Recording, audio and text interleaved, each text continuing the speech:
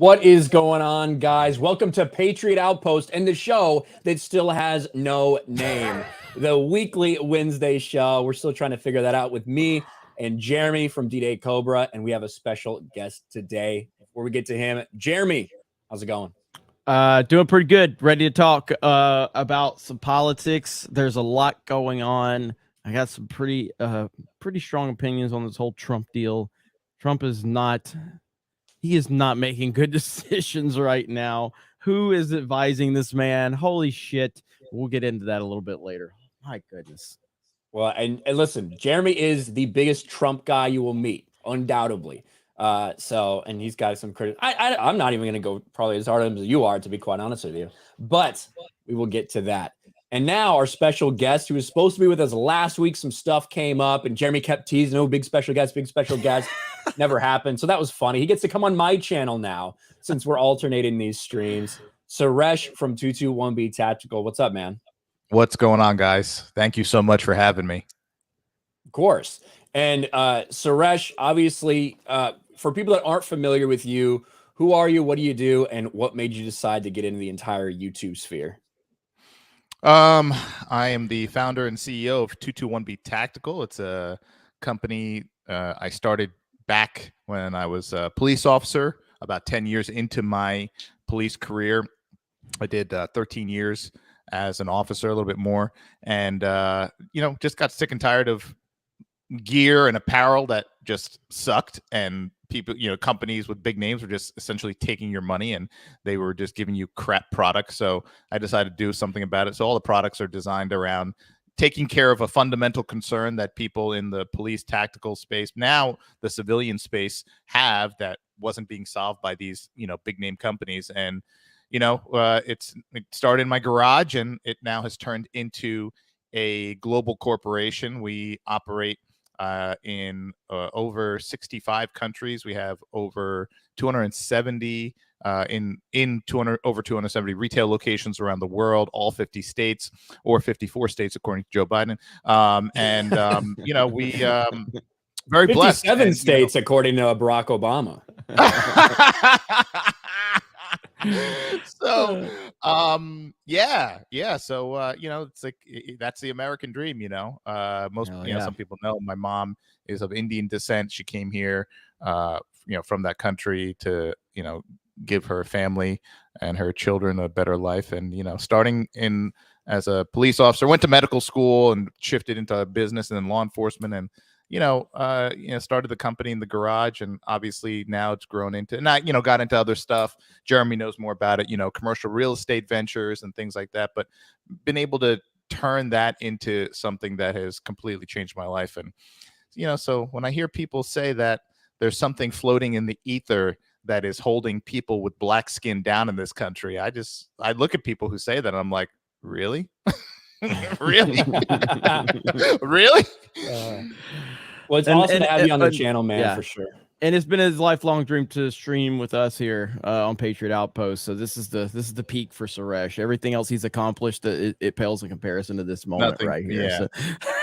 Yeah, no, nothing else matters. And, so it's been a wild ride, and now recently, thank you to you guys for a lot of the growth. I was doing some videos about political issues and some of the social issues over on the 221B Tactical channel, but then the decision was made to kind of start taking that content on my own platform, and so started the YouTube channel, The Situation with Suresh, and addressing these topics, and it's grown nicely. Like I said, thanks a lot in part to you guys supporting the channel, and I think it's what we're all doing.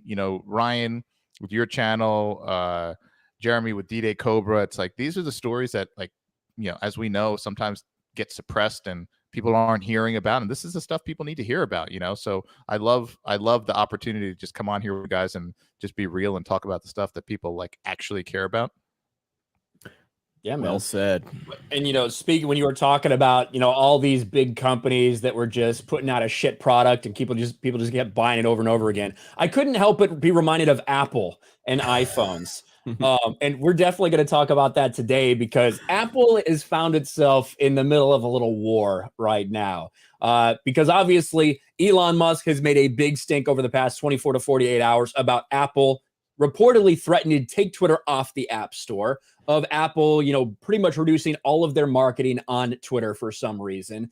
And at the same time, Apple's also in the crosshairs of a lot of Republican lawmakers right now and a lot of people across the political spectrum because of what they're doing in China, actively working with the Chinese Communist Party to essentially be able to silence the protests that are coming out from there.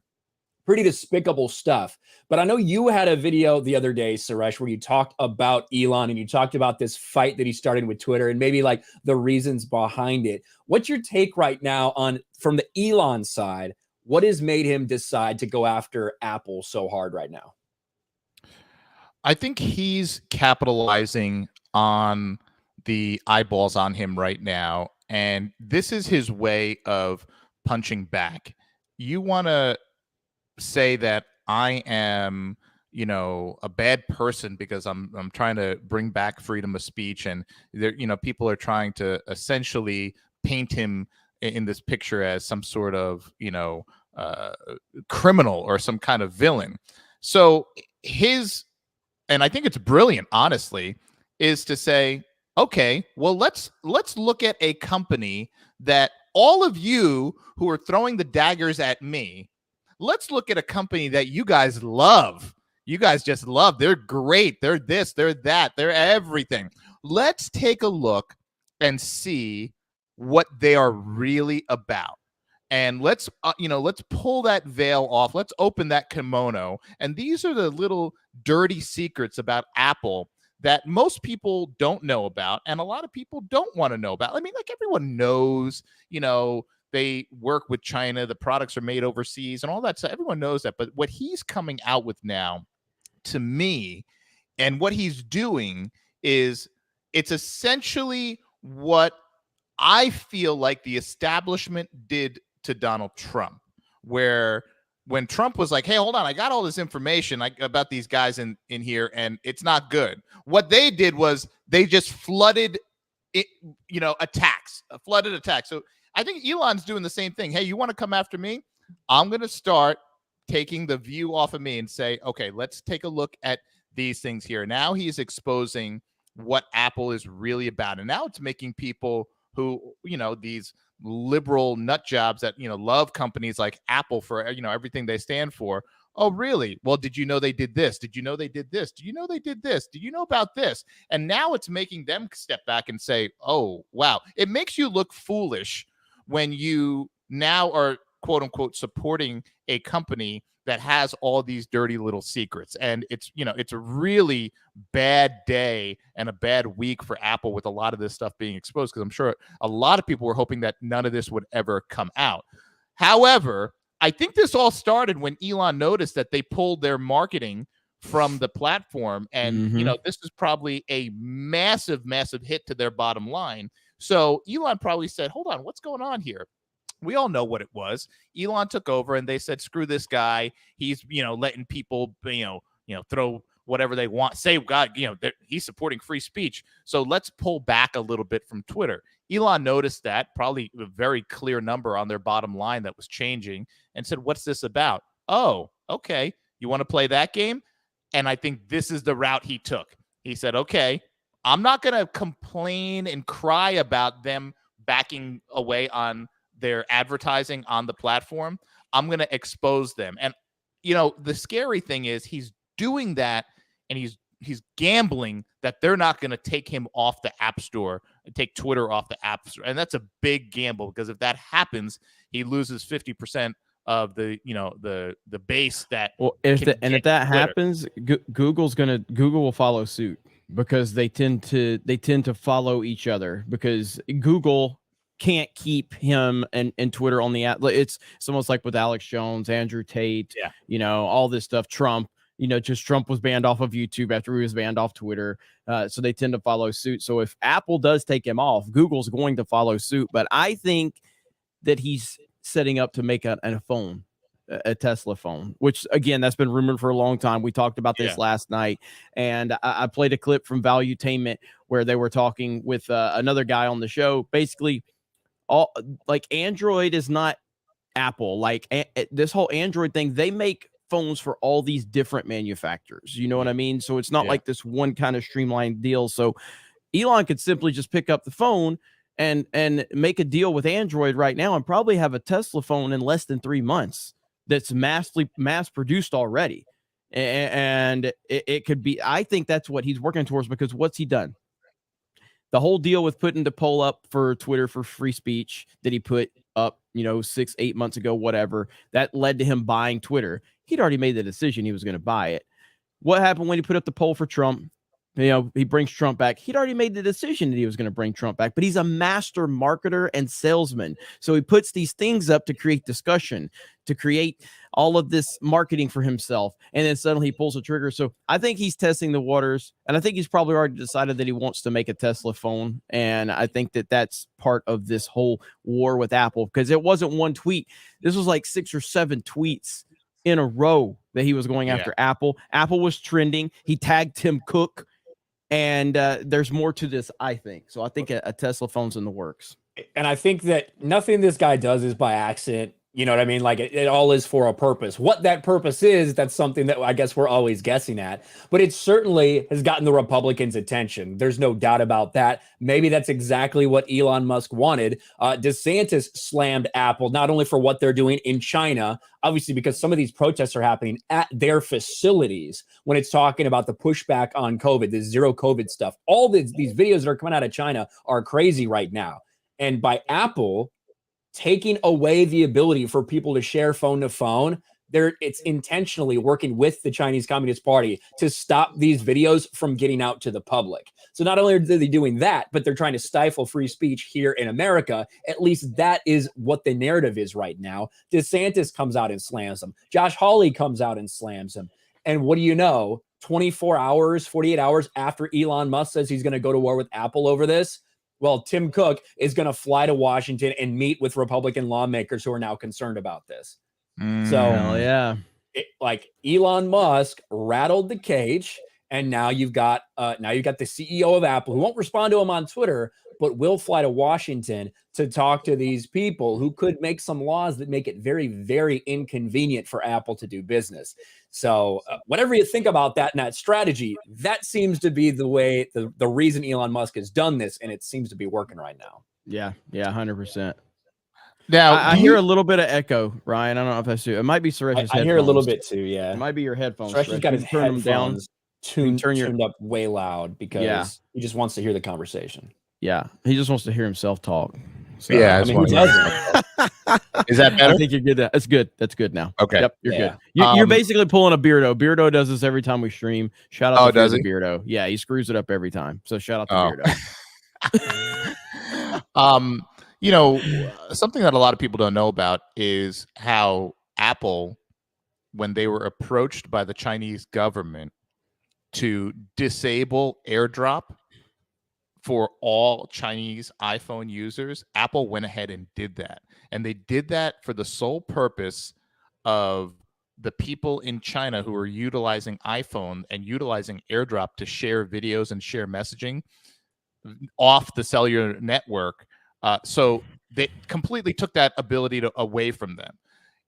Now, if you did that here in the United States, people would lose their minds. And they would say that this is wrong. And if the government, imagine that, it came out of the mouths of the Republicans, God forbid, that, hey, we're going to go to Apple and we're going to ask Tim Cook to disable AirDrop for every iPhone user. So you can't share what's really going on in our country with your fellow Americans. Can you imagine what the backlash would be? It would, like, the world would explode. But all these people who support Apple, and in some respects support here in the United States on a lot of college campuses support communism, they're looking at that and saying, "Oh, yeah, there's no problem there. Well, that's fine." It blows my mind. Yep. Yeah. I mean, go ahead, Jeremy. Or no, it's just like I think that, again, I don't like Apple. I've said this many times. I'm not a fan of their products, but they obviously they're huge. It's their biggest company in the world. Google, no one's saying that Android and Google are innocent of anything either, because they're just equally as shitty from their perspective too. I mean, look at True Social was approved in the Apple Store before it was approved in the Google Store. You know what I mean? Like, and then True Social got like denied from the Google Store for a short period of time. I don't know why. I guess it was content moderation or some bullshit like that. But Apple's the one that's out here kind of putting this messaging out there, this like anti-Twitter messaging, I guess. We're going to take a step back from Twitter because it's so dangerous.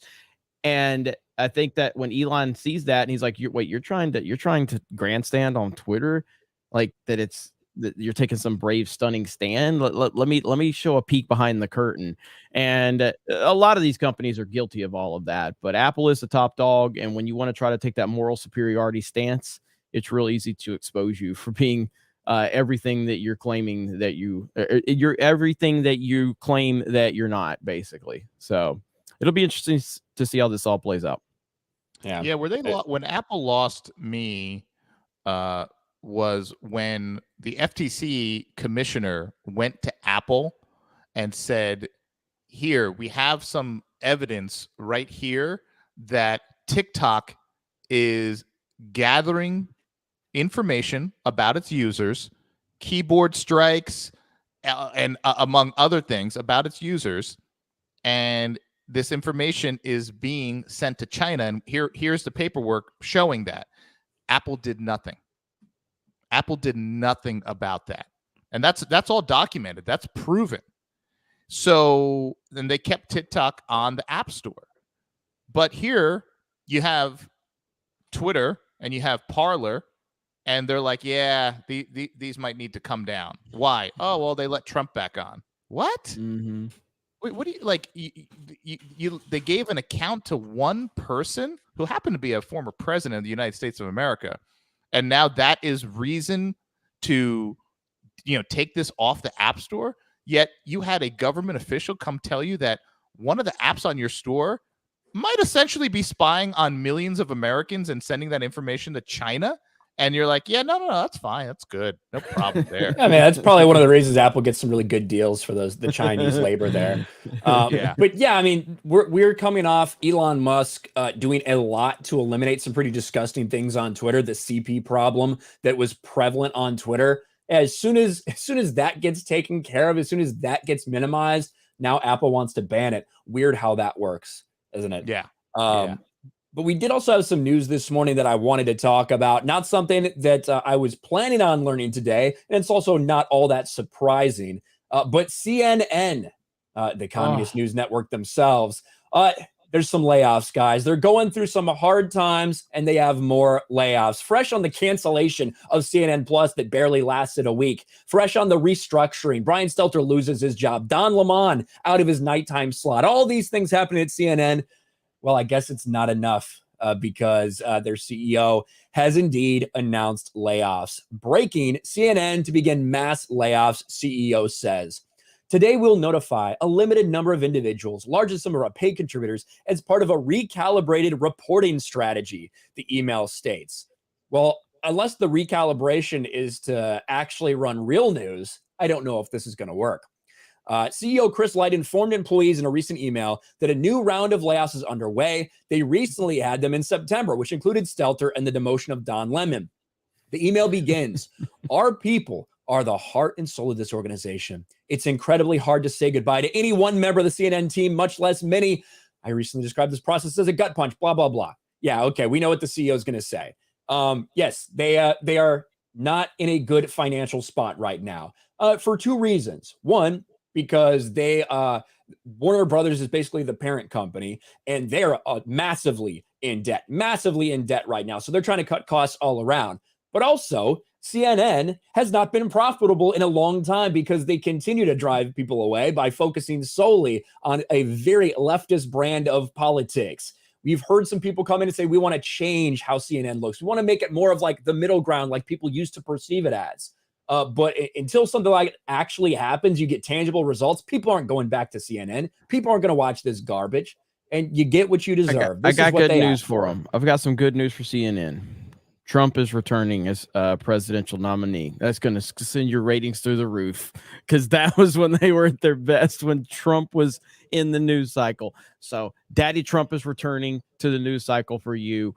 You're going to be able to boost your ratings from there. But in all reality, I mean, it is crazy. I mean, growing up, I mean, CNN just always was this news channel that was kind of there, and you always felt like it was the kind of definitive news channel.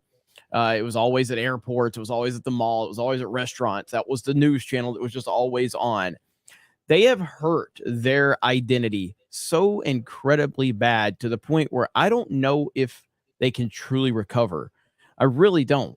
I mean, they've gotten rid of a lot of people that have hurt them, but they continue to just show how biased they are. I don't know if it can ever actually recover. I guess it can in theory if they brought someone in and blew it up. I mean, look at how Elon has changed the perception of Twitter in a lot of people like our minds. You know, we used to look at Twitter and go, oh, it's such a terrible place.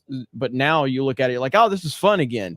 But that's a major, major overhaul. You know what I mean? You're not going to get an Elon Musk to buy CNN and blow it up like he has with Twitter. So I don't know if they can recover between ESPN layoffs, CNN layoffs, Facebook layoffs. It's almost like wokeness is a disease and it doesn't actually turn any profits. So I'm not surprised at all. No, I don't think it's impossible to turn. And I think that they're slowly starting to see it. You know, we had a couple of stories that they had some people on the panels on CNN going against the quote unquote narrative that existed.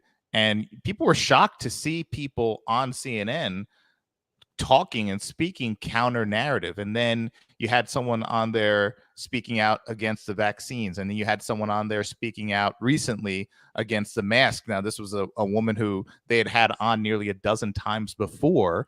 And now all of a sudden she's back, but this time she's saying that the masks didn't work and they weren't going to ever work for COVID. And I was like, wait a second, this is the same woman that they've had on this same network at least a dozen times. That was all she was saying was mask, 3 masks, 2 masks, whatever. And now she was literally on the same channel, the same network, the same time slot saying, listen, the cloth masks, they were never going to work. They were never going to work for any variant of COVID. I was watching that and I was like, are we in the Twilight Zone right now? So I think people are starting to notice that they're trying to kind of come around the corner. And I think that is, one, their massive drop in ratings. But two, I think they realized how far they had gone.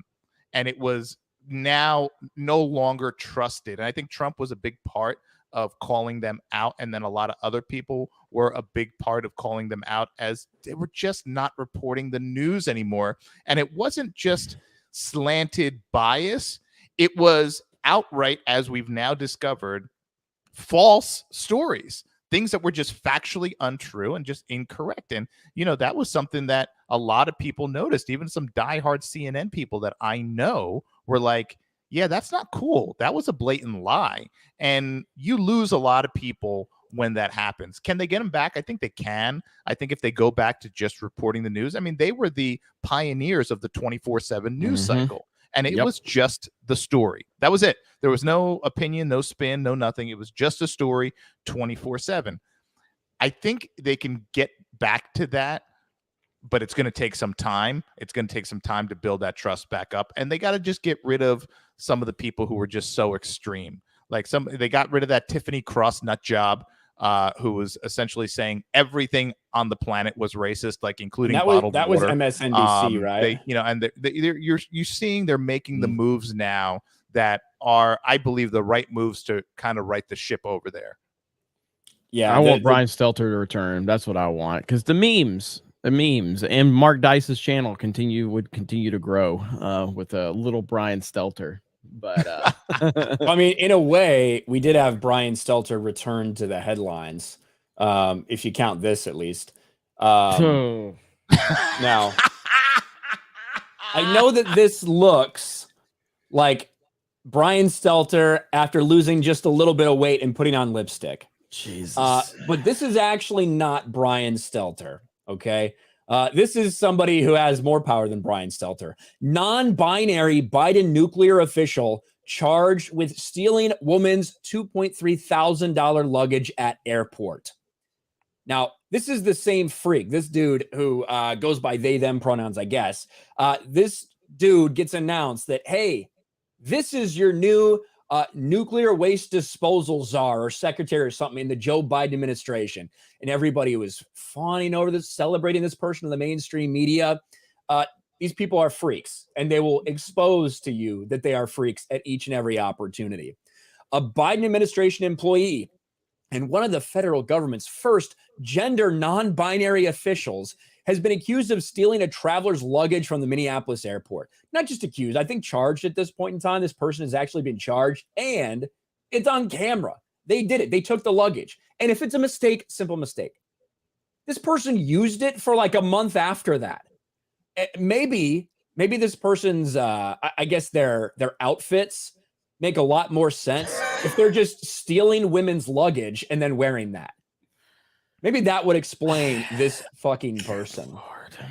Jeremy, what's your reaction to this? It does not surprise literally anyone with a working brain and the slightest bit of common sense. This is Joe Biden's pick, okay? Joe Biden put this person in his administration in some capacity. This is the decisions of identity politics right here. This is what happens. And trust me, this ain't the only one in Joe Biden's administration that you should be concerned about. But to see this happen is not surprising, and it won't get any real attention like it should. Like, imagine, like, Donald Trump's dinner is going to get more attention than something like this, which we're going to talk about that in a little while. But if you just look at the optics of this, how terrible this is, and no, it's just going to be swept under the rug. Have we heard if there's going to be any punishment, Ryan, on this? Have we heard anything? The White House has been silent so far. There might be some actual like legal ramifications, maybe a fine or something like that. But the White House has been silent. The White House has not spoken out about this fucking freak stealing women's luggage in a Minneapolis airport. It's all about respecting women until you have to steal from them, apparently. But this is the identity politics nonsense, is where you can't criticize you, like, and they're not even going to hold this person accountable. And that's the whole thing, is we're celebrating mental illness. You're elevating people based on it. And then now you're encouraging more behavior like this when things like this happen. It's just encouraging more behavior, because this person's not going to be punished the way that they should. It's not going to happen. And so you're just encouraging more and more behavior like this. That's the Joe Biden administration. What was that meme where it was like it was a meme where they were like, we're gonna bomb. It's Joe Biden's like, we're gonna bomb whatever country it was, and but we're gonna do it with diversity. And of course, you know, if you can bomb other countries as long as you're doing it with diversity, suddenly it's okay. We could bomb other countries then as long as there's a diversity behind the bombing, and the left is just going to cheer for that. It's nonsense. It's absolute nonsense. In any other situation, this would be completely unacceptable, and people would be disgusted. That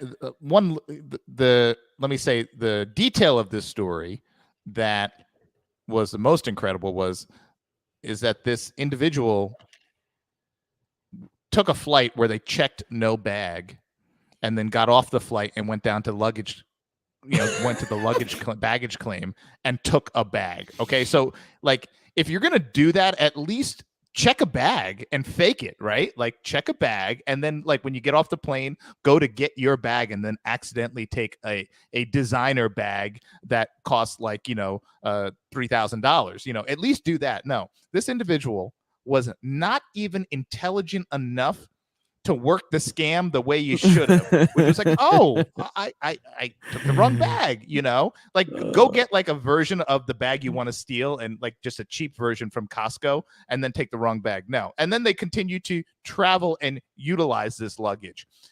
The reality is here, for a fucking month, this person traveled and used somebody else's bag. Yeah. For a month, So here's what I don't understand. And here's, you're seeing so many messages like this during the course of this administration that are just sending the wrong message over and over and over again. Here you have someone who is in a high-level position, and if you look at the qualifications, which most people haven't, but if you look at this individual's qualifications, they are not qualified at all to hold this position of nuclear waste czar. However, the position was appointed to this individual because of how they identify their gender. Okay. Now, that is a kick in the face and a slap in the head of anyone who's actually worked hard, studied hard, and has strived to get a position like that. But, oh, no, you can't get that position because we need to give it someone who is a man that dresses like a woman, that wears lipstick, but then has a mustache. Like, that is, and then on top of it, now imagine you take that slap to the face, and then you find out that that person who was given that position is a criminal, is a kleptomaniac. And, even worse is nothing's going to happen to this person. There will be no legal ramifications. Nothing's going to happen. Will they lose their position? I don't know. Probably not. But there's going to be no repercussion. Just like there's no repercussion for someone who is raising a daughter and maybe spending months and years and hours and everything else under the sun, taking them to practice and taking them to meets and games and doing all this stuff and building them up, getting them private coaching and training so they could be the best girl at that sport. And then they get to college and they are now a top person in that sport in college, and they get to the opportunity to win that championships, to get that pinnacle. Years and years of hard work and dedication, not only by the child, but also the parents, and countless dollars and, time spent, travel, all this stuff. And then they get to the starting line, and next to them is a boy that identifies as a girl that smokes your daughter and wins the championship. Like, what is this messaging that we keep seeing out of this administration that is just so disheartening and discouraging? We just gotta we all gotta take it, because if you don't take it and you don't accept it, somehow you're like the bad person. You're the racist. Mm-hmm. You're the transphobic person. I don't know, where does it end? I don't know when it ends, but more normal people have to wake up to it, and that is happening every day. I mean, we've seen it. Look at the stuff that we cover. Like 3-4 years ago, when we would cover stories and topics, it was just like, oh my God, I can't believe you guys are talking about this stuff. None of this stuff makes sense. You're just inventing stuff. And now, like, a lot of the stuff that we were complaining about 3 or 4 years ago is now mainstream talking points. Now suddenly it makes sense to call out identity politics and all of these other things. So it's going to take more and more normal people just waking up and realizing it, because I just feel like they've overstepped so much, but they continue to control the narrative. But that's why things like Elon buying Twitter has been such a big blow to all of that, because it will continue to let people's voices get out there. But they've overstepped a lot over the last few years, for sure. Yeah, it's pretty disgusting at this point. I couldn't imagine, as somebody who used to work hand in hand with DOE people, Department of Energy people, I couldn't imagine be forced to go up to that dude and he have any authority over me in any way. Do you know what I mean? Like, how do you take something like that seriously? It just doesn't make any sense. Let me hit a couple super chats, and then we're gonna get into this Trump topic though. We got a story right now. Hang on, before you do that. This just came out from Disclosed TV, and it says it's an Elon Musk. Where the hell is it? Right here. I'm trying to share my screen. Give me a minute. Just in, Twitter has interfered in elections, says Elon Musk. So Elon is saying that Twitter has interfered in elections. Yeah, he kind of threatened to release the internal messages from Twitter from 2020, I guess from multiple sources, essentially telling them to bury the Hunter Biden laptop story. Now, the one thing people forget is you take over as CEO and you have access to all the company's records and all communications. And this could be really, really devastating for the Democratic Party, and I think even more devastating for the Biden family on multiple fronts. Listen, people are all about the truth, right? Truth, and let the truth be in, Trump was a liar. Trump can't tell the truth, all this stuff. Okay, well, Elon is going to spread the truth, and I have no problem with it, and neither should any of these people. And this is all in response to the former head of Twitter, Trust and Safety, speaking out and saying, it's not safer under Elon. It's just getting worse.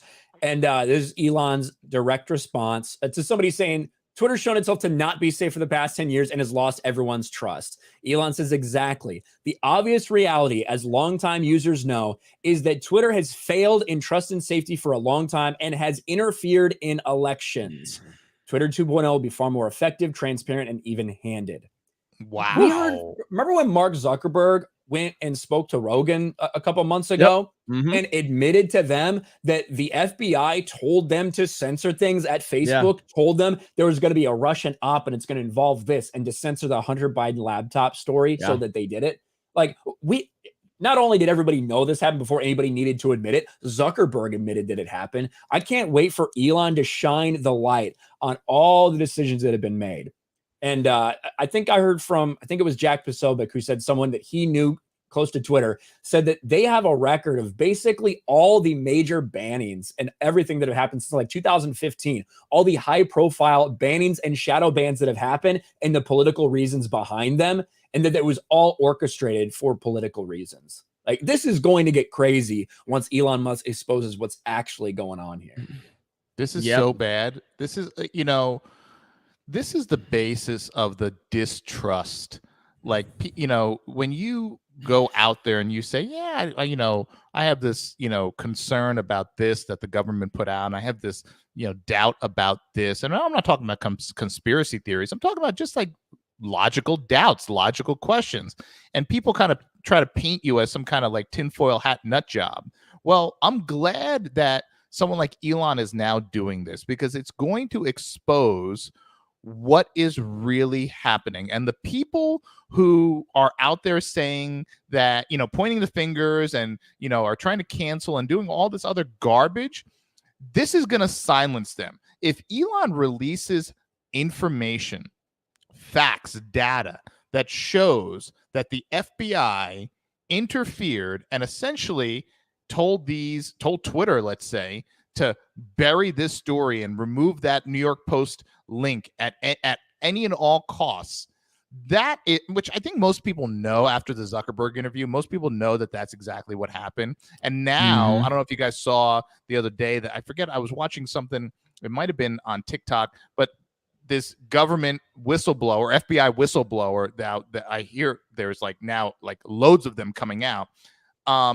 They knew that the laptop was authentic the moment they got it. So here's what I find hard to believe. What American with a brain in between their ears is going to believe that the FBI was handed a laptop? This is a keyboard, but let's say a laptop, and somehow the FBI, with the greatest minds and the greatest capacity, was not able to tell if the information on that device was authentic. Who believes that? Who actually believes that? You know that they have the ability to open that laptop, break into it, look at what's on it, and probably, I would say, what do you guys think? Within 24 hours, be able to say, this is real. This is real. So I think now that some of these whistleblowers are coming forward saying, yeah, we knew what was on the laptop was authentic, and we knew that the moment we got it. Okay. Well, that completely kills the story of it took us time to realize what was on it, and it took us time to validate, and it took us time to make sure that this wasn't some kind of Russian. They knew it wasn't. So the fact that they went to these platforms and told them, hey, you might hear something about a story and it might be Russian. It was all a lie. It is unbelievable that you have one of the most trusted law enforcement agencies. You know, as someone who worked in law enforcement, this is like insane to see a law enforcement agency essentially going to the largest media platforms in the world and lying to them all for the effort of getting a guy elected. It's disgusting. And that, like, the 2020 election has eroded anyone's faith in the system, whether you're talking about voting, whether you're talking about things like the FBI, that I think people maybe didn't have like this super high, oh, I trust the FBI implicitly, but at least you had some level of respect, right? But after everything that's happened, it has completely eroded the average American's trust in any and all government entities. And that is a massive problem going forward in this country with any election, with any investigation, with any subpoena, when they go raid Mar-a-Lago, only to, you know, right after the midterm say, oh, by the way, we didn't find anything. And it was kind of for nothing. You know, it's political machinations behind the scenes, and it's disgusting to most people. You know, most Americans prior to, I would say 18 months ago, if the FBI knocked on their door, they would probably just open the door immediately and be like, yeah, whoa, hey, come on in. You know, what's going on? I think today, if the FBI knocked on the door of most Americans, they would probably just go through the door and be like, what do you guys want? Hold on, let me call my attorney. Hang on, you guys aren't coming in. Like, I think most Americans now would probably act much differently if the FBI knocked on their door today versus 18 months ago, because now there's just a blatant distrust. Yeah, agreed. Yeah. Let me get through a couple of these super chats, and we got to talk about all the Trump stuff. Obviously, Trump has been heavy in the news with all the Kanye stuff, with Nick Fuentes. We're going to talk about it a little bit, and we're going to get into the establishment pushing back against Trump, Trump firing back against the establishment, all this stuff. And when you get to that, I do have an article I dropped in the private chat. Pull up. I saw that one. Yeah. Super Nate for 10. Found out recently my wife and I are having our third baby. We're going to find out the gender today. Already have 2 girls, so here's hoping it's a boy. Wish me luck. Good luck, Super Nate. Good luck. Good luck. Hope you got a boy there. Yeah, congrats, man. Mazit Wazad for 5. Off topic, but U.S. Army has made mask wearing mandatory to help slow and stop the spread of COVID. We've reinstated ineffective measures to stop a cold. I cannot believe that that's what we're talking about nearly 3 years later. That's actually happening. Mm-hmm. Oh my If Mazit Wazad said it is, it absolutely is. Yes. Jesus. Hey, I will say the one nice thing about wearing a mask when I was in the Navy was that I could grow a beard and no one could tell me shit. That was the one advantage that I was like okay with mask wearing at that time. Fully problematic for 5. Big gulps, huh? Thanks for bringing attention to these important issues. See you later. Thank you. Fully problematic. Nick Nero for 10. Solar powered phone that needs little to no charge. I mean, you'd have to. Here's what I you know. I think there's so many cool things you can fucking do with technology. You know how weird now most people don't even have to plug their phone in. You have some sort of like conductive charge or something, like you put your phone down. I want to be able to walk into my house and there's like a little radius of like 50 feet, like from the center of my house, where my phone will start charging through the air, basically. And it's possible. Like, we have the technology. The technology exists. It's not very efficient yet. That's the place I want to get to. Apple's working on that. Apple's been working on that, right? Yeah, I think a lot of people have, yeah. Because that's the next level. You just keep your phone in your pocket. You walk into your house, it has like this big conductive charger or something plugged into the wall, and it will charge the devices in your house without them needing to be plugged in. But not hopefully hopefully that doesn't kill you in the process, but hey. That's the challenge. You gotta make it the right wave format and all that stuff. But I'm sure people will be fine. They'll probably test it on the Chinese first. Based on their track record. So Beastie Man for 5. Thank you. Chrissy Mayer is here. Chrissy Mayer for $10. Is that Chrissy? Tony Kinel from No Doubt? That's supposed to be Suresh? I think that's supposed to be me. Who is Tony? Oh, now I gotta look that up. No, I can kind of see it in the face a little bit. If you had hair and like dyed blonde tips. Maybe. Yeah. I think we got to never get done the some blonde tips. We got to get blonde tips for Suresh now. Uh-oh. So, Hold on. Here's the picture that this is the first one I saw when I Googled him. Okay. I could see it. I could see I it. can see the facial resemblance there. Okay. Memers, just put his hair on Suresh's head. Memers, make it happen. Do it. Do it. Chrissy says he's hot. It's a compliment. There you go. Thank you, Chrissy. Good to see Chrissy marry. Yep. And thank you guys for the 548 people that are watching. We appreciate that. And to the audience over on Rumble. You guys are killing it. Flash for $5. Love the new show. Jeremy called the Ravens upset and will be correct about Princess Peach. iPhones are pieces of shit. Shout out to Suresh. I picked up a few items at 221B Tactical, G&G merch, and others for Christmas. That's right. Oh, awesome. I did. I called the Jags upset too. And I will I don't know. You also picked the Colts. So, well, the Saturday era is going through some rocky start, but that's okay. Look, Jeff Saturday's Saturday, a bad name for somebody who plays on Sunday. Just saying. But as far as Princess Peach, time will tell, but I 100% stand by everything I said, no matter how mad Twitter is, no matter how many people say I've never played a Mario game ever. I would urge them to definitely go play some Mario games, especially the mainline ones. You've never seen Peach act like that.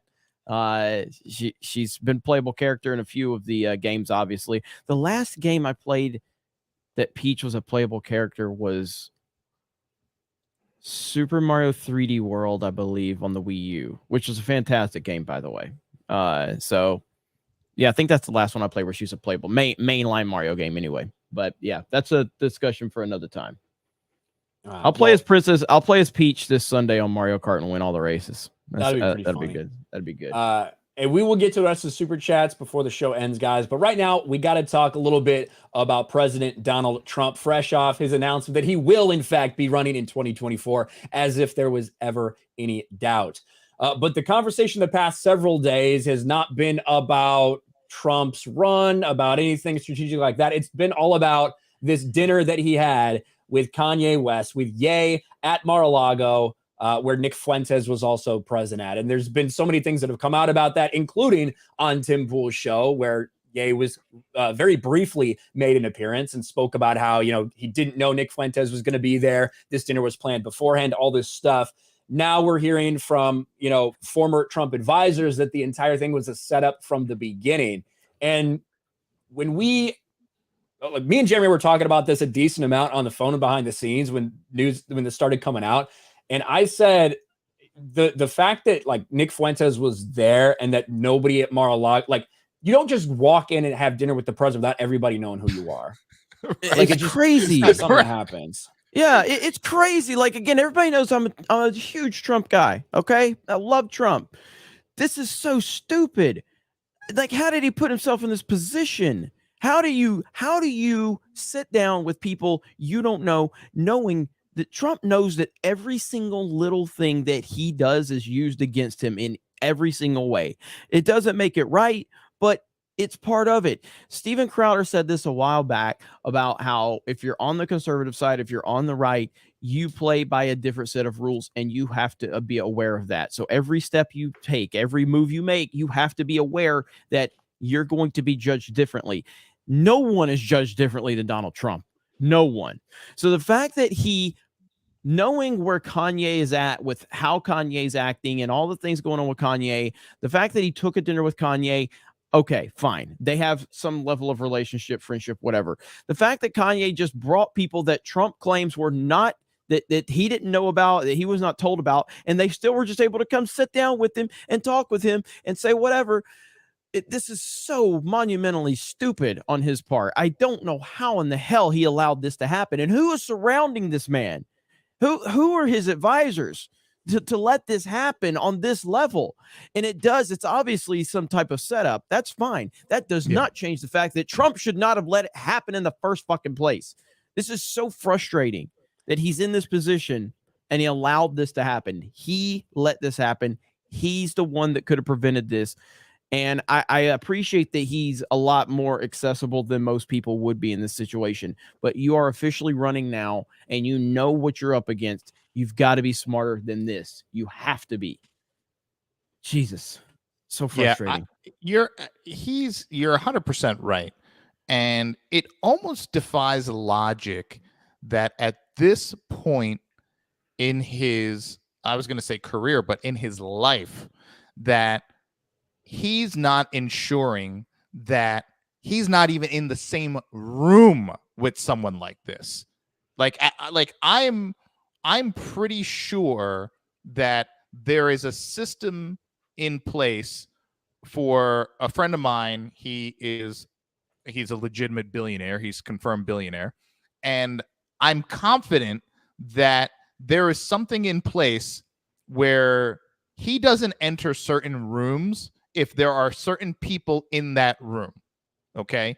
He's not a celebrity, but he just knows that, hey, if there's someone in that room that I don't want to be affiliated with, I know that I don't necessarily need to go talk to that person. I don't need to shake that person's hand. I don't need to sit down and have a drink with them. I know that if I'm going to an event and this person's in the same room, that could come back to me. So how does an average citizen have that structure in place? But Donald Trump doesn't have that place. And like you said, you don't just walk into Mar-a-Lago and say, hey, I'm here for dinner with the president. Like that doesn't happen, right? How did someone not say, who's this guy? Before we even let him into the foyer, who's this guy? What's his name? Let's get an ID on him. Okay. And obviously a 10-second Google search would have been like, no, not him, not this guy. So I don't understand how these things, and they've happened before with Trump. And, I know, his statement and the official statement was that he had no idea who Fuentes was. But that doesn't cut it anymore. Not at this level. You can't be like, I didn't know that guy's like a white nationalist, anti-Semite. Sorry, I just invited him to sit down and have a couple of drinks and have a steak. Who are you? What's the matter with you? Well, and these are the things that the GOP sees in Donald Trump as like, what's the matter with this guy? Well, I mean, I personally, if you're taking it on face value, I personally think it's fine. Overall, you can do whatever you want, but that's just not the reality of what we are dealing with. And Trump has to be smarter about this. I know it's the establishment that's making all of this noise. I know it's the mainstream. Those are the people that are going to do everything in their power to tear Trump down. And regardless if it's right or not, it doesn't matter. You have to be smarter than the situation. And right now, Trump is not doing that. And I don't think this is going to have long-term effects. And I told this to Ryan the other day. If we were at the beginning of 2024 and this was all happening, I think this would be far worse for Trump than it is now. Because if you look at it, bottom line, I don't think I'm good with DeSantis and Trump. I love both these guys, but I'm a Trump guy first and foremost. But look at what's going on right now. Trump is battling a narrative of who he had dinner with. Ron DeSantis is out there just dropping bombs on Apple. You know what I mean? Coming off of how he took care of Disney. He's just handling business. Who looks more presidential right now? Ron DeSantis does. The narrative is being controlled not by Trump. Trump is not controlling his own narrative, and that's something he has got to get better about because they want him done. They are going to use every single thing they can against him, and that's why I'm so frustrated with it. I'm not mad that Trump had dinner with anybody. I don't give a shit about that, and I don't think it should be an issue. But it is an issue, and it will continue to be one because he's Trump, and everything he does is going to be blown out of proportion, and he has to have self-awareness to understand that. And now you've given Mitch McConnell, you've given all the rhinos all the ammunition that they want, and they're using it. You've got everybody making comments about this right now.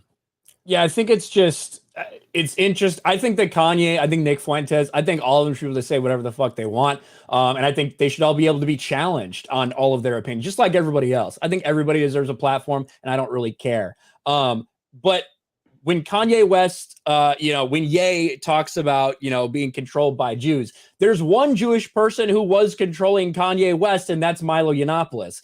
Milo Yiannopoulos claims he set up the Fuentes dinner to make Trump's life miserable.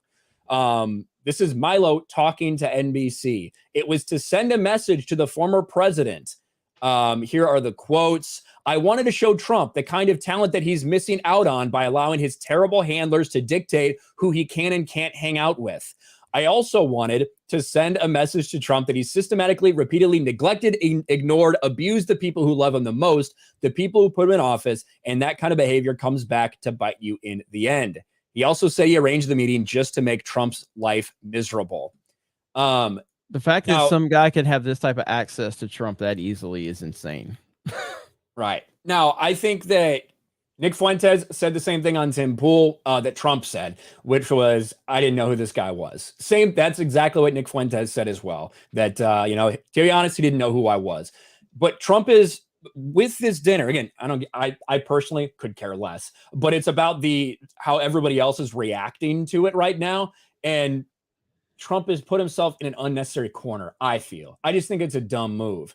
And now he is being forced to, because you have Pence, you have McConnell, you have McCarthy, you have all these people now that are pouncing on this fucking moment. And I like Trump's response to Mitch McConnell. But Trump says Nick Fuentes, quote, anti-Semitic views, unquote, wouldn't have been accepted if he raised them at dinner. And this is after Mitch McConnell had something to say. There's no room in the Republican Party for anti-Semitism or white supremacy. And anyone meeting with people advocating that point of view, in my judgment, are highly unlikely to ever be elected president of the United States. This is Trump. Is that McConnell or Elvis? That's McConnell. That was good. Trump told Fox News, this is an official reply. Mitch is a loser for our nation and for the Republican Party, who would not have been reelected in Kentucky without my endorsement, which he begged me for because he was going down. His well-financed opponent had $63 million ready to spend when I drove him from 2 points down to 21 points up in a matter of days. He also reiterated the fact that he'd never heard of Nick Fuentes before the dinner, a point that Fuentes also recognized on his online show. So I do love that response from Trump. And again, it does not bother me in the slightest that he had dinner with Nick Fuentes, they had dinner with Kanye or anything like that. I really don't care. But I just feel like Kanye is allowing himself to be used and Trump allowed himself to be used. And I was just waiting for the people that were going to spin this into this must be the establishment. It's a secret establishment plot to get Trump. They got Kanye West, Nick Fuentes, and Milo all together. But it's just noise that doesn't need to happen. And at the end of the day, that's really what this is. And I think it's fortunate that it's happening now and not closer to the election.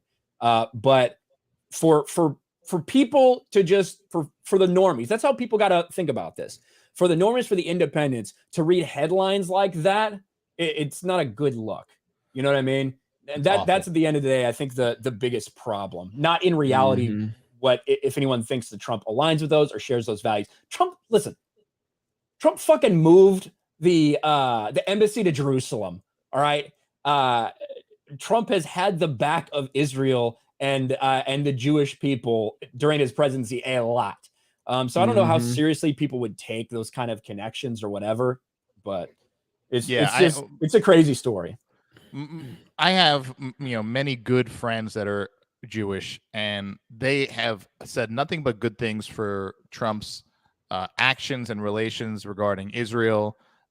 They've never said in any way, shape, or form that they felt that Trump was an anti-Semite, and obviously his son-in-law, Jared. I mean, you look at what he does, and you're like, okay, this guy is a supporter. Got it. But then you look at things like this and you say, well, how can you let this happen then? Because it completely, I don't want to say completely negates, but it definitely tarnishes what you've done, because now no one is looking at the list of things you've done for the people of the Jewish faith. Now, the only thing they're seeing is you sat down and had dinner with this guy that is not a good guy, so that's all they see. And it's the latest thing. They forget everything else. Yeah. And I personally think that Kanye West should be allowed to say and question and make any accusation he wants, because I think that's how it should be. People should be able to have these discussions. Kanye West should be able to ask the question, hey, there seems like there's an overrepresentation of people in powerful positions. I don't think there's anything wrong with him or Kyrie or whoever asking those questions. I think when people try to shut down any and all discussion of that is when the damage actually happens. Yes. Because I feel like they should be perfectly able to ask those questions because it's a reality. It's not like he's making it up. In the same way that I should be able to say, hey, why is 70% of the NFL black? You know what I mean? Like these are realities that we live in. But I think by shutting down and stifling speech, especially around these topics, it ends up making things far, far worse. And it makes it look like there is something to hide. Yeah, the denial makes it worse. Like I would rather them just come out and be like, yeah, there's a lot of Jewish people with some very powerful positions in Hollywood and in media. And yeah, it wasn't handed to anyone here. We all worked and we networked and we made this happen. So yeah, so what? So what? Like what Kanye said is something that everyone has known for I don't even know how long. I have friends that have gone out to LA to try to break into the acting industry. And this was decades ago. They would tell me the same thing. They would get to LA. They'd be trying to do what they needed to do. They're trying to find an agent. They're trying to get in here, trying to get in there. And they told me this is decades ago. They're like, yeah, this industry, it has an overwhelming amount of people of the Jewish faith. And it's let me say slanted in some ways. They would say they're telling me this, but they worked around it and it was an understanding. You go to LA and everyone knows and there's this understanding of what the situation is. Kanye just said it out loud. Dave Chappelle made a joke about it and he's right. You have a group of black people organized and it's a gang. You have a group of Italian people organized. It's the mob. You have a group of Jewish people organized. It's a coincidence and you can't say anything about it. You can't think about it. You can't question it. You can't even mention it. And Dave Chappelle was right. It's like, why? I don't know. Like, I don't see anything wrong with it. Okay. A lot of people of the Jewish faith dominate and run Hollywood. Okay. I don't have a problem with it. Stating it as a fact, like Kanye. Okay. All right. Fine. Okay. Well, yeah, but Kanye and everyone else should always be able to express their opinions in whatever capacity they want. And this whole thing's been wild, man, to watch, Kanye and Milo and Nick Fuentes sit down with the president, then go on the Timcast and pull that whole Timcast troll job. And holy shit, man. I mean, what a wild roller coaster it's been just in these last few days with these guys. It's been crazy. And just looking just a peek beyond the headlines. Oh, white supremacist Nick Fuentes, who's hanging out with a black rapper and a gay Jew. Which I mean, he's pretending to be straight right now. Let's be real. But yeah, it's just a crazy headline week. That's for sure. It's been wild. And we had to talk about it. There was no doubt we had to talk about it. Oh, we had to. And before we get into the Let's See Super Chats, we also have to talk about this crazy story. I saw this headline and I didn't even really know what to make of it at first, but this is real. It did happen. Maybe Hunter Biden left his tablet or a laptop behind or something. Something crazy is going on in Nantucket because Joe Biden's Secret Service rental cars are left charred after catching fire in Nantucket. President Biden's rented Secret Service vehicles, which I didn't know that that's how they did them, but I guess that makes sense if you're traveling someplace like Nantucket. You would think that they maybe would travel there with, already have these things in place. But no, they went to a Hertz rent-a-car and they rented cars for the Secret Service. But it burst into flames in a parking lot Monday, just one day after he left his Nantucket vacation. All 5 of them, by the way, not just one car. All 5 of the things they rented. Biden spent Thanksgiving on the ritzy Massachusetts island with his family, and that's a tradition of theirs, apparently. The Secret Service rented 5 vehicles from Hertz to carry the president, and all 5 of them caught fire in the parking lot, according to footage obtained by the Nantucket Current. Footage shows firefighters spraying down the smoldering remains. The 5 vehicles, Chevy Suburban, Ford Explorer, Infiniti QX80, a Ford Expedition, and a Jeep Gladiator. The vehicles were parked and blaze reportedly spread to just 40 feet away from the facility's jet fuel tanks. It's currently unknown what caused the fire. The White House has not responded to a request for information. Like, this is wild. How does this? All right, Suresh, you are a former police officer. Can you explain how this happens? How this would be a coincidence? How all these cars are catching fire? So this is once again a story that anyone who has any brain cells in their head can look at this and say, okay, the chances of this happening to just those vehicles at the exact same time with no apparent outside force, anyone who believes that, seriously has some kind of mental deficiency, because we all know that this was not an accident. So this was something that was intentional. Now, what we don't know is why. What led to this particular group of vehicles all spontaneously combusting at the same time? That's the real question here. Now, I've investigated arsons, and I can tell you this. Sometimes before the fire department is even cleared, you have the arson investigators come in, and they can tell where the fire originated, the source, the ignition source, and if there was accelerant used, what have you. So I saw this with structure fires. I saw this with vehicle fires. So here's what we know.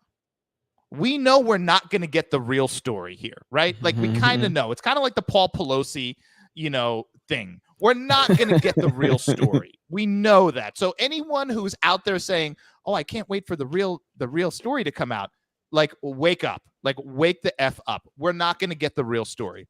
What we do know is that all these vehicles probably had some sort of device or mechanism that was triggered to cause them all a day later to just go up in flames. Okay.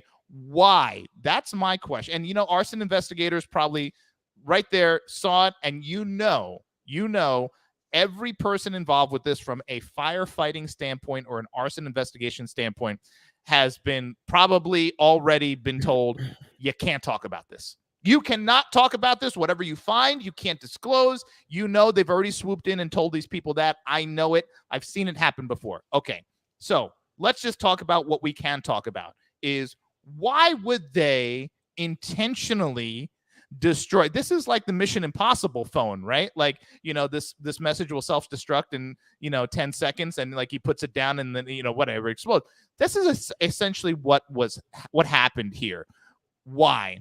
I'm going to go out on a limb and say something happened where the protocols that they follow in order to inspect vehicles, in some way, shape, or form, something was missed. And I don't know if you guys know this, but in working with the capacity I worked in, you were able to find out about a lot of this stuff. So there's a certain checklist that has to go down before anyone gets into any of these vehicles. They don't just go to Hertz and say, "Hey, we need that car," and they hand them the keys and they just get in the car and they drive. No, there is a full top to bottom checklist that occurs and a protocol before they utilize that vehicle for any kind of presidential detail. And the vehicles are selected, and then the vehicles they go through this process. My guess is something was missed. And because something was missed, they had no way to go back and figure out if there was a way to maybe disable or whatever they needed to do. So my speculation is that they resolved to, well, we don't know. We might have missed it. We didn't do what we're supposed to do. We got to destroy them. We got to burn the evidence. So that might have been a vehicle data recorder that had GPS. So just so you know, any That's what I kind think. of signal emitting device, Sirius XM, GPS, whatever, is all completely disabled for any kind of presidential detail. If they miss that, that now was recorded and memorialized, and now someone can go into that vehicle and download that. There is an opportunity to download audio from inside the vehicle because, as we all know, with the new systems in the car, they're always listening, because you could just be driving your car and you can say, hey, SIRI, or hey, Alexa, and it will now, it's always listening. They disable all of those things. So if any of these things weren't disabled, they have to destroy those vehicles. And hey, what better way to do it is just a unfortunate fire. So I think everyone knows that this was intentional, and that's based on my experience, that's probably what happened here, and that's probably why they needed these vehicles destroyed. That sounds about right. That sounds like the most logical explanation. The least conspiracy theory is, I would rather believe that Hunter Biden left used crack pipes in every single vehicle, so they were forced to burn them all to the ground. But 100%, it could be just like they just don't want anybody hearing any of those conversations or tracking where the president happened to go. Or it could be like they were up to some shit, in one of those cars with the GPS. Hunter Biden asked to go to like a local whorehouse. Do you know what I mean? Like, I'm just spitballing, but that's like legitimate stuff that I could actually see happening. And that's the reason they needed to make sure that those were wiped. But it's insane that, one, you rented these vehicles from Hertz. Crazy. Every time I go there and ask for a vehicle bigger than like a Nissan Versa, they say, oh, sorry, we're out. But they just have like 5 full-size vehicles to lend out to them. Okay, whatever. But it's just a weird situation, and just one of many things in the Joe Biden presidency that hasn't seemed to add up. Certainly. Nothing adds up in the Biden administration. Like, if this would have been, again, imagine if this would have been Trump's administration. Holy shit, dude. The reaction. And again, this is why I keep saying, going back to the Trump thing, it's like he's not playing on the same level that everyone else is. That's what he's got to be smarter about. I don't care who he has dinner with, but what I care about is how they're going to treat and weaponize every single decision he makes. If this would have happened on Trump's presidency, holy shit, they would have had that. Everything's the new January 6th with them anyway. Like the dinner is this dinner is the new January 6th now. Like, it's just 100%. Every single thing. So if this would have happened under Trump, there would have been a full-on investigation. Liz Cheney would have been leading the charge. Susan Sarandon probably would have been out there protesting about it too. But with Biden, it's like, who cares? Yeah, no big deal. Yeah. I want to say that Trump knows this and he still doesn't care. Which is the most like troubling thing for me. Like, I see that, I'm like, man, you gotta start caring about this stuff, man. Like, you gotta take a look at these things and say, because if this happened, the Hertz rental car thing happened with Trump, not only would the cars have all burned up, but there would have been like a little kitten in each car that also died, so they would have been like, there was puppies in the trunk so now he's a puppy killer. So it would have been like more of a story. And, I would say maybe 24 hours. We're not going to ever hear this story again, ever. No one's going to talk about it. We're never going to hear about it again. So that's, Jeremy, you're 100% right. Like, Trump just has to do a better job of noticing and evading some of these situations, because they're gonna come at him no matter what, because they'll just fabricate them. They'll make them up, but don't intentionally bring them into your life. Like, my God, like, if you can avoid it by any like stretch of the imagination, do something. Yep, agreed. I can also run Rumble for 5. Speaking of Biden and Nantucket, did you guys see the pics of him looking like he's trying to sniff kids through a window? Yes. I did. Yeah. Biden window. Let me see if I can find it. Oh my goodness. Here you go. This is a freaking horror show right here. Good Lord. Imagine if you saw this dude. Yeah, that's terrifying right there. That's terrifying. No self-awareness on that picture either. So no. Wow. Steph just shared something in the private chat. Wow. Which Man. one? In our private chat, the Hakeem Jeffries. Hakeem Jeffries. Oh, here we go. We can pull this up. Oh, this is from Ben Crump. Oh my gosh. I'm pretty sure Ben Crump is like, isn't he? You can correct me if I'm wrong, Suresh. Isn't any time like a black person dies in any way, Ben Crump immediately calls the family to try to get them to go after money for some reason? That's Ben Crump, right? Only if there is a glimmer of some sort of racial angle he could pull on it. Otherwise, Ben Crump doesn't care. He's not going to call the family. He's not going to fly to that city. He won't do anything. You could have a innocent black baby murdered in the street, execution style, and Ben Crump wouldn't care. However, if there is even a remote chance that race played any 1/10 of 1% chance, he's there. He's flying in. He's meeting the family. He's going to get his cut. He's going to get that first news podium, that news report. That's his MO. It's disgusting. And I don't know how he sleeps at night, but hey, that's his thing. Some people chase ambulances. He chases the race card and tries to make everything into that. But this is actually a breaking story. Yeah, Democrat Hakeem Jeffries will succeed Nancy Pelosi in becoming the U.S. House of Representatives minority leader. No pun intended. He will be the first black lawmaker.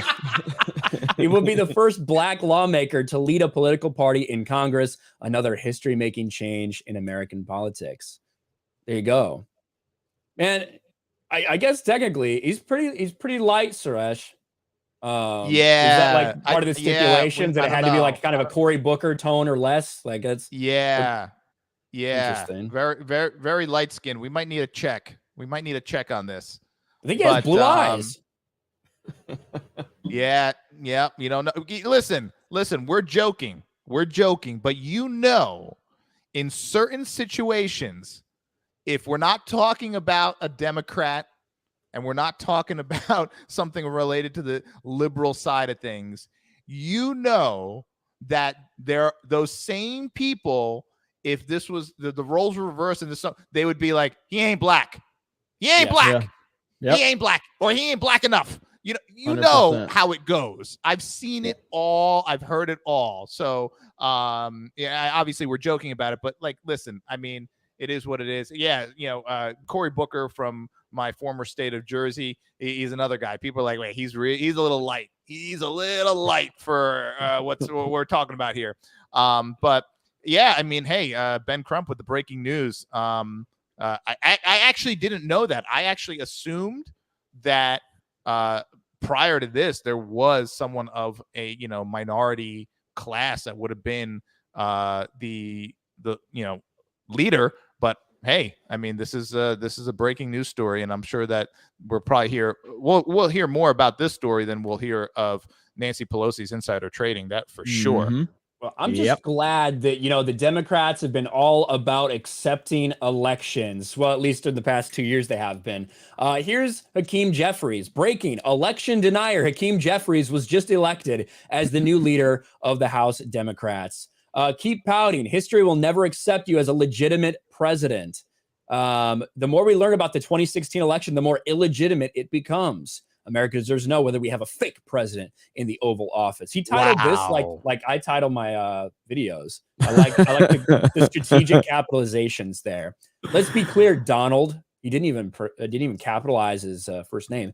The only person trying to steal the election is you and your buddies in the Kremlin. Wow. Lie more than any administration in history. Cheat. 2016 election. Russian interference. Steal 1 or 2 Supreme Court seats. It can't be 1 or 2.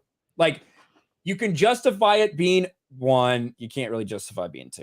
When will Republicans put country ahead of party? # clean up corruption. That is unbelievable that he said country ahead of party. Wow. So, obviously it's okay for any Democrat to deny the elections. Hillary Clinton did it. She's still doing it. All did it. She's still doing it. And for this gentleman to do it, but hey, if we even remotely say, something was a little hinky about that 2020 forget it. Forget it. You're done. They'll kill you, and they'll take you off every platform on the planet. So there you go. I mean, anyone and I spoke about this on the channel. It's fair is fair. As someone who's been treated differently solely because the color of my skin at times, I understand fairness and equality more than anyone, or just as much as some other people. But when I see this, I'm like, this is just a blatant disregard and slap in the face, because they're like, you can't say this, and saying this is wrong, and if you say this, you are a bad person. And then you look, and there they are saying the same thing or worse, and no one says a word. To me, that is the epitome of inequality. And these are the people who are screaming for equality and justice and all this stuff. It's so disgusting. It just absolutely makes me so disgusted. Agreed. They're all hypocrites. They're all just fucking hypocrites. Golden Nuggets for 2. What the hell is even that? In response to the non-binary freak we had on the screen earlier. G-Man for 5. This is just the natural result of working in nuclear power. Show us your puppy costume, Ryan. Can confirm, didn't happen to me when I was around any type of nuclear radiation. Just saying. Golden Nuggets for 5. Some feedback, Jeremy. I think the show's great. I'm glad you guys are doing it. Thank you, Golden Nuggets. Thank you. That's the type of feedback that we like. Yes. Resef the Cripple for 5. I'm late and I'm catching up, but I'm excited for this with Suresh. Well, thank you, Resef the Cripple. Hope you're doing good, man. Fully Problematic for 5. Priscilla, bring me a nanner sandwich. Mitch McConnell. Thank you, Fully Problematic. Robert Wiles for 5. Thank you, Suresh. Everyone at my nephew's wedding. Love the pants I got from 221B Tactical. Bradley was a big help finding the right one for me. Be blessed, Jeremy and Ryan. Hell yeah. Awesome. That's Thank awesome. Love hearing that. Thank you, Robert. And we did a lot of promotion for Canadian Bear last night, so you guys have to go over there and get your Canadian Bear plushie. We promoted the hell out of that. Shout out to Steph and Krista for putting that promotional video together. Steph did a great job on that. And yeah, and there's a lot more stuff over there on 221B. Geeks and Gamers stuff. Sean Ladrigan for 5. This has been a great discussion. Really glad you guys started doing these streams. While there will be more, don't worry. Thank you. Chef Nick Nero for 5. Fire is the best way to hide a crime. I'm an active firefighter. There you go. I wouldn't be surprised with the Biden crime family. Matthew Hammond for 10. I love how the establishment Republicans are upset that a challenge to Kevin McCarthy as speaker by 1/6 the Republican congressmen reject him after he refused to fund winnable MAGA House candidates. Yeah, there's some people who have pretty staunchly said we will not vote for Kevin McCarthy. 5 Republicans, as far as I can tell, have pretty much flat out said we will not support Kevin McCarthy for speaker. He happens to need at least 4 of those. No, he needs at least one of those 4 to actually do it for him to win the speakership. I think at the end of the day, a couple of those people will probably bend. But yeah, there's no doubt that Republican establishment leadership, Mitch McConnell, Kevin McCarthy, most people view them as failures, especially after this 2022 midterm, where they were far more concerned with not funding Trump candidates or not funding these MAGA candidates or whatever. And it ended up making for a weaker Congress and a Senate that is still, going to be Democrat. So it's pretty sad. Triniculus for 10. Hey, Ryan, what do you think about small reactors for neighborhoods? Seems safe if they power aircraft carriers that get shot at. I think that we should be building nuclear reactors everywhere around this country. Absolutely everywhere. You don't need a small one for neighborhoods. Like the ones we use on aircraft carriers, that stuff can power a decent sized city. If you do it the right way, if you set things up the right way. So you don't even have to go neighborhood to neighborhood. You can do city to city. You can do, an entire portion of a state, stuff like that. 100%. If you just do it right, but we got to build. They take a while to build, and the permits are just sitting there, and people aren't letting people build nuclear reactors right now. That's a problem. But with that being said, we're all caught up, guys. So Suresh, again, it was awesome having you on, man. Where can people find you on different platforms to kind of get your thoughts and takes on all this craziness that's going on? Yeah, this was awesome being here. I love it. I would do this every week religiously. We all jive so well, and I just love the conversation. The YouTube channel, The Situation with Suresh, you can find me there. Same thing on TikTok, Situation with Suresh. Instagram, it's Suresh_actual, where you kind of see my real life stuff, where I just kind of post my cars and silly stuff, jujitsu and stuff like that. And then, of course, the business is 221B Tactical, at 221B, like boy tactical. Are we allowed to say boy still? So 221B Tactical, everywhere, Facebook, You're Instagram. You're allowed to say boy, Suresh. I don't think I am. And then, of course, the right on the main page, you'll see the Geeks and Gamers tab, which has been just an awesome relationship thus far. And our friend John Bartolo called it, man. He told me, he called me one day and he's like, you got to meet these guys. You're going to be able to work with them, and you guys are going to do great things. And he called it. So big thanks to John Bartolo.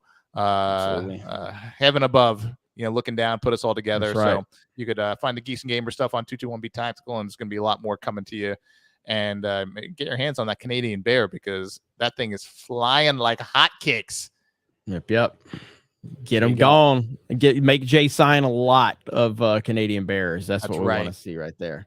But no, Suresh, it was awesome having you on, man. It will be the first of many times. We're gonna do a lot with Suresh. Suresh is really you guys have no idea how much he's done to help Geeks and Gamers, and what he will be doing to continue to help us grow this thing. So it was awesome having him on, getting his take and his perspective.